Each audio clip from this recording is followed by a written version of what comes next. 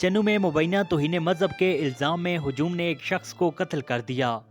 تفصیلات کے مطابق خانوال کی تحصیل میاں چنو میں مبینہ طور پر توہین مذہب کا الزام لگا کر ہجوم نے ایک شخص کو قتل کر دیا۔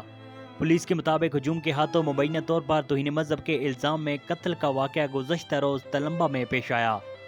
پولیس نے بتایا کہ مقتول کی شناخت مشتاق کے نام سے ہوئی ہے اور وہ خانوال کا رہائشی تھا۔ پولیس کے مطابق ہجوم کے ہاتھوں شہری کے قتل کا مقدمہ درج کر لیا گیا ہے اور مقدمہ 33 نامزد اور 300 نامعلوم افراد کے خلاف درج کیا گیا۔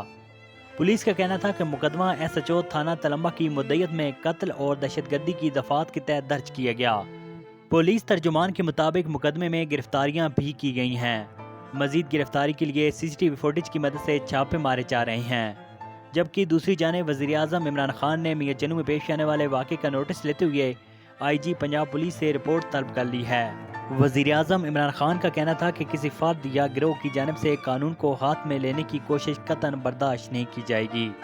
ہجوم کے تشدد کو نہایت ہی سختی سے کچلیں گے۔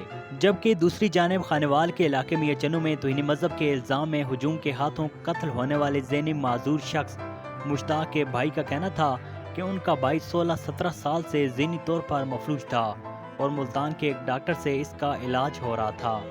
جیو نیوز کے پروگرام نیا پاکستان میں بات چیت کرتے ہوئے مقتول مشتاق احمد کے بھائی رانا ذوالفقار کا کہنا تھا کہ ان کے بھائی کو رسیوں سے باندھ کر تشدد کیا گیا، اس کے ہاتھوں کی انگلیاں کاٹی گئیں، اس کے مرنے کے بعد بھی لاش کو مارتے رہے۔